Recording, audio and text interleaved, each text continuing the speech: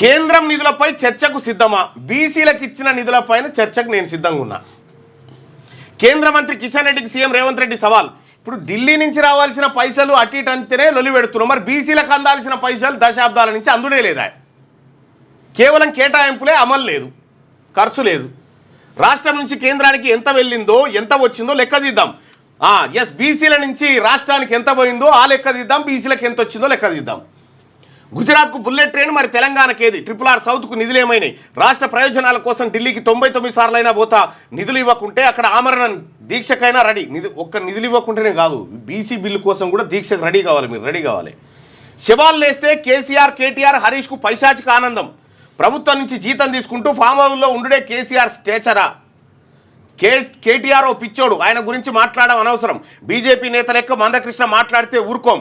ఎప్పుడో జరిగిన పరీక్షలకు ఇప్పుడు ఫలితాలు వస్తుంటే ఆ పాలన ఏమిటి? కులగణంతోనే అన్ని పార్టీలు బీసీలకు ఎమ్మెల్సీలు ఇచ్చాయని వ్యాఖ్య అంటూ ఒక వార్త.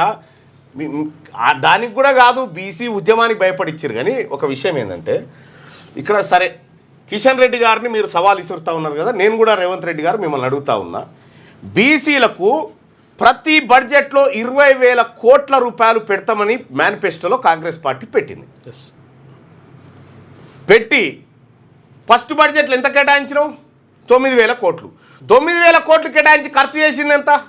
ఇప్పుడు లెక్క బయటకు పెడితే, రిపోర్ట్ బయటకు వస్తే తెలుస్తుంది.